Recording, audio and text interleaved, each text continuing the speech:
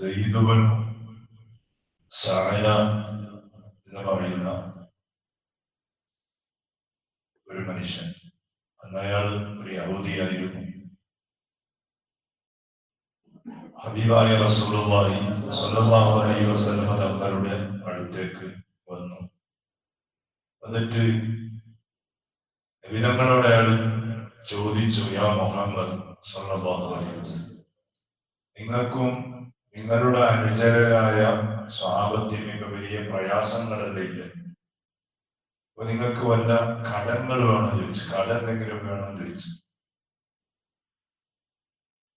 പൊതുവെ സ്വഹാബത്തും റസൂലുള്ളാഹിയും സാമ്പത്തികമായി വലിയ ബേജാറുള്ള ഒരു സമയത്തായിരുന്നു ആ ചോദ്യം. റസൂലുള്ളാഹി തങ്ങൾ അയാളിൽ നിന്ന് കടം വാങ്ങി. സയ്യിദ് ഇബ്നു സഅല എന്ന് പറയുന്ന ആ യഹൂദിയായ മനുഷ്യനിൽ നിന്നിട്ട് കടം വാങ്ങി. കടം തിരിച്ചു കൊടുക്കാൻ ഒരു ദിവസം നിശ്ചയിച്ചു. അജൽ എന്ന് പറയും, തിരിച്ചു കൊടുക്കേണ്ട ഒരു സമയം നിശ്ചയിച്ച് റസൂലുള്ളാഹി തങ്ങൾ കടം വാങ്ങി അയാൾ പോയി. കുറച്ച് ദിവസങ്ങൾ കഴിഞ്ഞു. കുറച്ച് ദിവസം കടം തിരിച്ചു കൊടുക്കാൻ പറഞ്ഞ ആ ഡേറ്റ് ആകുന്നതിന് മുമ്പ് തന്നെ അയാൾ രണ്ടാമത് റസൂലുള്ളാഹിന്റെ അടുത്ത് വന്നിട്ട് പറഞ്ഞു, യാ മുഹമ്മദ് സ്വല്ലല്ലാഹു അലൈഹി വസല്ലം, ഞാൻ തന്ന പൈസ എനിക്ക് തിരിച്ചു തരണം. കടം കൊടുക്കുമ്പോൾ ഡേറ്റ് വെച്ച് ആ ഡേറ്റ് ആകുന്നതിന് മുമ്പ് തന്നെ അയാൾ വന്നിട്ട് പറഞ്ഞു, എനിക്ക് പൈസ തിരിച്ചു തരണം. അപ്പൊ അത് ചോദിക്കുമ്പോ, കടം കൊടുക്കുമ്പോഴും ചോദിക്കുമ്പോഴും ആ സദസ്സിലുണ്ടായിരുന്ന ആളായിരുന്നു സയ്യിദുന ഉമർ ഇബ്നുൽ ഖത്താബ് റളിയല്ലാഹു അൻഹു. ഉമർ തങ്ങൾക്ക് ഭയങ്കര ദേഷ്യം ചൂടി വന്നു. ഉമർ തങ്ങൾ അയാൾ ആക്രമിക്കാൻ പോയി. കാരണം ലേറ്റ് ആയിട്ടാണ് പറയുന്ന ആ സമയത്തിന് മുമ്പ് തന്നെ അയാൾ കടം ചോദിച്ചത്. ഉമർ റളിയല്ലാഹു അൻഹു സയ്യിദ് ഇബ്നു സഅലയെ ആക്രമിക്കാൻ വേണ്ടിയിട്ട്, അടിക്കാൻ, തല്ലാൻ വേണ്ടിയിട്ട് അവർ വെറുതെ എന്നപ്പോ റസൂലുള്ളാഹി തങ്ങൾ പറഞ്ഞു, ഉമരെ പാടില്ല, അയാളുടെ അവകാശം ചോദിക്കാണ്. കടം തന്നതാണ്, പക്ഷെ അതിന് ഡേറ്റ് പറഞ്ഞിട്ടുണ്ട്. പക്ഷെ അതിന് മുമ്പ് തന്നെ അയാൾ ചോദിക്കുന്നത് അയാളെ പൈസ അല്ലേ, എളുപ്പം ചോദിച്ചാൽ അയാളെ പൈസ അല്ലേ, കൊടുക്കേണ്ട നമ്മുടെ ബാധ്യതയാണ്. പക്ഷെ നീ ചൂടാകുന്നത് ശരിയല്ല, ദ്വേഷപ്പെട്ടത് ശരിയല്ല. അപ്പൊ അയാളോട് പറഞ്ഞ്, നിന്റെ പൈസ നമ്മൾ എത്തിച്ചു, നീയുള്ള സ്ഥലത്തേക്ക് നമ്മൾ എത്തിച്ചു തരാം, നീ പോയിക്കോ. അങ്ങനെ മഹാനായ സയ്യിദുനാ റസൂലുള്ളാഹി സ്വല്ലല്ലാഹു അലൈഹി വസല്ലം തങ്ങൾ ഉമർ തങ്ങളോട് പറഞ്ഞ്, അയാളെ പൈസ കൊടുക്കണം, അയാൾ തന്ന പൈസ കൊടുക്കണം, അതിന് കൂട്ടിയിട്ട് 20 ദീനാർ എക്സ്ട്രാ കൊടുക്കണം. അയാൾ തന്ന പൈസയേക്കാൾ 20 ദീനാർ എക്സ്ട്രാ കൊടുക്കണം, അല്ലെങ്കിൽ തന്നെ പ്രഷർ കൂടിയിട്ടുള്ളതാണ് ഉമർ തങ്ങൾ. കാരണം ഡേറ്റ് മുമ്പ് ചോദിച്ചത്, നമുക്ക് ഡേറ്റ് ആയിട്ട് ചോദിക്കുമ്പോ എന്നെ ജോലി വരുന്നത്. നമ്മ ആരോടെങ്കിലും കടം വാങ്ങിയിട്ട് ഒരു ഡേറ്റ് പറഞ്ഞിട്ടുണ്ടെങ്കിൽ ആ ഡേറ്റ് ആയിട്ട് ചോദിച്ചെങ്കിൽ നമുക്ക് ജോലി വരും. എന്താ, ഞാനിത് പോന്നാ, നാളെ വിടണം, ഡേറ്റ് പറഞ്ഞ ഡേറ്റിലായി, ഞാൻ നാളെ വിടണം, ഞാൻ മുങ്ങോ, ഇങ്ങനെ വിളിക്കുന്നത് മനുഷ്യനാണെന്ന പോലെ ഭയങ്കരമാണ്. പിന്നെ ഉള്ള ആ ഒരു കൃഷ്ണപാടിന് പോയി നഷ്ടപ്പെട്ടു കടത്തിന്റെ പേര്. എപ്പോ ആയിട്ട് ഡേറ്റ് കഴിഞ്ഞിട്ടും പിന്നെ ഒരു കൊല്ലായി. പിന്നെ മുന്നാതൊരാള് കഴിഞ്ഞ വ്യാഴാഴ്ച അന്ന് ഒരു യതീമായ പെൺകുട്ടിയുടെ കല്യാണം കഴിഞ്ഞു അടുക്കത്ത്. അപ്പൊ അയാളെ വീട്ടിലേക്ക് ഞാൻ പോയിരുന്നു. കല്യാണത്തിന് 3 ദിവസം പോയി. അയാളെ പുസ്തകം ദ്വാരക്കണോ എന്ത് ചോദിച്ചു, യതീമായ പെൺകുട്ടിയാണ്. അപ്പൊ ഭാര്യന്റെ അനിയത്തിന്റെ ഭർത്താവാണ് പറയുന്നത്. അപ്പൊ ഈ ഓരൊക്കെ കൂടിയിട്ടാണ് കല്യാണം. ആ കല്യാണം നടത്തുന്നത് യതീമായ പെണ്ണല്ല.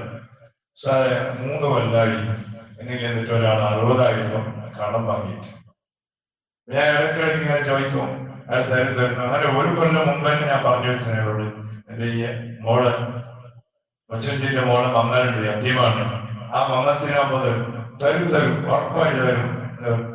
2 കൊല്ലം കഴിഞ്ഞിട്ട് പിന്നെ 1 കൊല്ലം മുമ്പ് തന്നെ ചോദിച്ചതാണ് മംഗളത്തിന് വേണ്ടി. അത് ഞാൻ മംഗളം കഴിഞ്ഞു. അപ്പൊ 3 ദിവസം പോയാൽ പറഞ്ഞു, ദ്വാരക്കണോ, ഇന്ന് വരെ പോകാനല്ലോ ഒരിക്കലാന്ന് എടുക്കുന്നില്ല, ഇപ്പൊ തരുമോ ഇല്ലെന്നറിയില്ല. കല്യാണം കഴിഞ്ഞു പിറ്റേന്ന് 2 ദിവസം ഞാൻ ചോദിച്ചു പൈസ കിട്ടാൻ എവിടെ കിട്ടാൻ സാർ 3 കൊല്ലം മുമ്പ് വാങ്ങിയ പൈസ. ഇതാണ് ഞങ്ങളുടെ അവസ്ഥ. കടം വാങ്ങലോടുകൂടി ഉള്ള സ്നേഹവും മാമ്പത്തും ആ ബന്ധമെല്ലാം മുറിഞ്ഞു പോകണം. ഇതിപ്പോ ഡേറ്റ് കഴിഞ്ഞിട്ട് ഇത് ഡേറ്റ് ആകുന്നതിന് മുമ്പ് ചോദിച്ച് തിരിച്ചു കൊടുക്കാൻ വേണ്ടി പറഞ്ഞ് 20 ദീനാർ എക്സ്ട്രാ കൊടുക്കാൻ വേണ്ടി പറഞ്ഞു. റസൂൽ പറഞ്ഞതല്ലേ, പിന്നെ വാക്കിനെങ്കിക്കാൻ പറ്റില്ലല്ലോ. അങ്ങനെ അയാൾ തന്ന കടവും അതിന് കൂടിയിട്ട് 20 അയാൾ ഉള്ള സ്ഥലത്തിലേക്ക് സയ്യിദുനാ ഉമർ ഇബ്നുൽ ഖത്താബ് റളിയല്ലാഹു അൻഹു കൊണ്ടുപോയി കൊടുത്തപ്പോ അയാൾ പൈസ നോക്കി എണ്ണി നോക്കുമ്പോ 20 ദീനാർ എക്സ്ട്രാ ഉണ്ട്. അയാൾ പറഞ്ഞു ഇത് 20 എക്സ്ട്രാ ഉണ്ടല്ല, ഞാൻ തന്നതല്ല. അപ്പൊ ഉമർ തങ്ങൾ പറഞ്ഞു അത് ഞാൻ നിന്നോട് ചൂടായതിനു വേണ്ടിയിട്ട്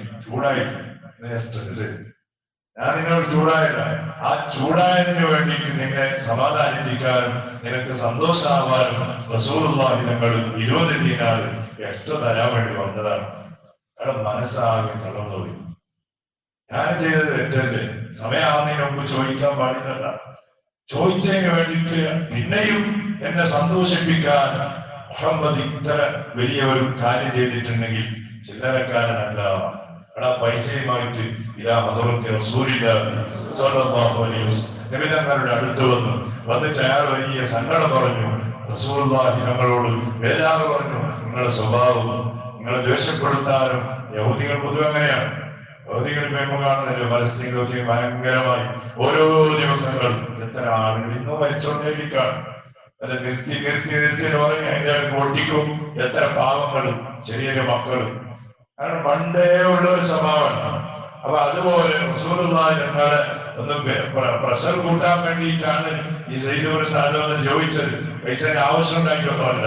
പക്ഷെ റസൂലുള്ളാഹി തിരിച്ചിങ്ങനെയുള്ള ഒരു സ്വഭാവം അയാളോട് കാണിച്ചപ്പോ അയാളുടെ മനസ്സിന് മാറ്റം ഉണ്ടായി. നബിതങ്ങളുടെ അടുത്ത് വന്നിട്ട് അയാൾ ഷഹാദത്ത് കലിമ ചൊല്ലി ഇസ്ലാമിലേക്ക് വന്നു.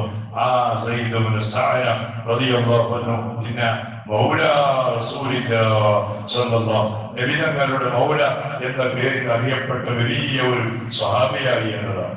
അപ്പൊ അതിന്റെ പിന്നിൽ പ്രവർത്തിച്ചെന്ന റസൂലുള്ളാഹിന്റെ നോർമലായ ഒരു സ്വഭാവമാണ്. ദേഷ്യപ്പെടാതെ, ചൂടാവാതെ, പ്രസരിക്കാതെ അയാളോട് നല്ല രൂപത്തിൽ നല്ല ഒരു പ്രതികരണം ചെയ്തപ്പോ അയാളുടെ മനസ്സിന് മാറ്റമുണ്ടായി.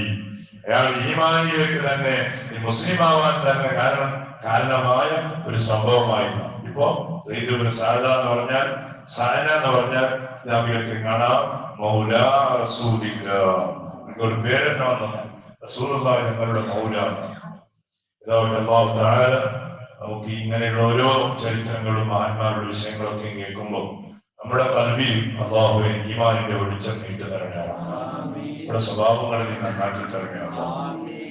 അപ്പൊ ഒരുപാട് ആളുകളോട് ഇടപാടുകളും മറ്റും നടത്തിയവരാണ്. പഠിച്ചവനെ പലരെയും ഞങ്ങൾ വേദനിപ്പിച്ചിട്ടുണ്ട്. പലരെയും അല്ലാഹുവേ പറഞ്ഞ സമയത്തിൽ പൈസ കൊടുക്കാതെ ഞങ്ങളെ പ്രയാസപ്പെടുത്തിയവരാണ്. ഞങ്ങളെയും അതുപോലെ പലരും പ്രയാസപ്പെടുത്തിക്കൊണ്ടിരിക്കുന്നവരുമാണ്. അല്ലാഹുവേ സാമ്പത്തികമായി ഞങ്ങൾ ആർക്കൊക്കെ എന്തൊക്കെ ഇടപാടുകൾ കൊടുക്കേണ്ടതുണ്ടോ അതൊക്കെയും മരിക്കുന്നതിനും നല്ല രൂപത്തിൽ കൊടുത്തു വിടാനുള്ള എല്ലാവിധ സഹായവും ഞങ്ങൾക്ക് നീ ചെയ്തു തരണേ. അപ്പൊ എത്രയോ ആളുകൾ ഞങ്ങളിൽ നിന്ന് നേരത്തെ പറയപ്പെട്ട ആ കൂട്ടുകാരൻ അങ്ങനെ എത്രയോ ലക്ഷക്കണക്കിലുള്ള പൈസകൾ ചോദിച്ചു വാങ്ങി ഇപ്പൊ തിരിച്ചു കൊടുക്കാത്തതിന്റെ പേരിൽ പ്രയാസപ്പെടുന്ന എത്രയോ നമ്മുടെ കൂട്ടുകാരുടെ പഠിച്ചോനെ.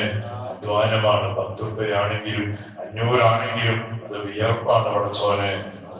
ഓരോരുത്തർക്ക് അവകാശപ്പെട്ട ആ വിഹിതം അവരിലേക്ക് എത്തിച്ചു കൊടുക്കണേ. എത്തിച്ചു കൊടുക്കണേ.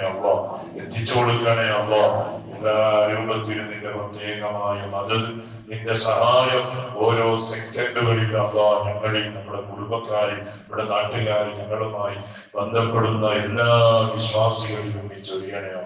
നീ ചൊരിയണേ. ഭാര്യമക്കളെ പോറ്റാനാണ് ഓരോരുത്തരും അധ്വാനിക്കുന്നതും കഷ്ടപ്പെടുന്നതും ജോലി ചെയ്യുന്നതും കടലിൽ പോകുന്നതും കരയിൽ അധ്വാനിക്കുന്നതും. പടച്ചോനെ എല്ലാവരുടെ പിന്നിലുള്ള ലക്ഷ്യം ഭാര്യ മക്കൾ കുടുംബങ്ങളെ പോറ്റുക എന്ന നിയത്താണെങ്കിൽ അതിൽ വലിയ ബറക്കത്ത് നൽകണേ അല്ലാഹ്. അതിനുള്ള വഴി ഒരിക്കലും പ്രയാസപ്പെടുത്തല്ലേ അല്ലാഹ്, തടസ്സപ്പെടുത്തല്ലേ അല്ലാഹ്. പ്രവാസികൾക്ക് പ്രത്യേകമായ ബറക്കത്ത് നീ നൽകണേ റഹ്മാൻ. അല്ലാഹുവേ, മരിച്ചുപോയ നമ്മുടെ എല്ലാ കുടുംബങ്ങളുടെ ഖബറും സ്വർഗ്ഗമാക്കണേ അല്ലാഹ്. അവർക്ക് നീ മഗ്ഫിറത്ത് നൽകണേ, റഹ്മത്ത് നൽകണേ അല്ലാഹ്. ബിഹഖി സയ്യിദിനാ മുഹമ്മദി സ്വല്ലല്ലാഹു അലൈഹി വസല്ലം. ഹസ്ബുനല്ലാഹു വനിഅമൽ വകീൽ.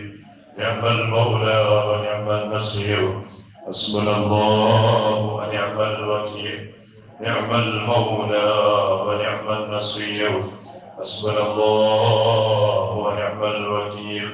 نعم المولى ونعم النصير. صلى الله على محمد.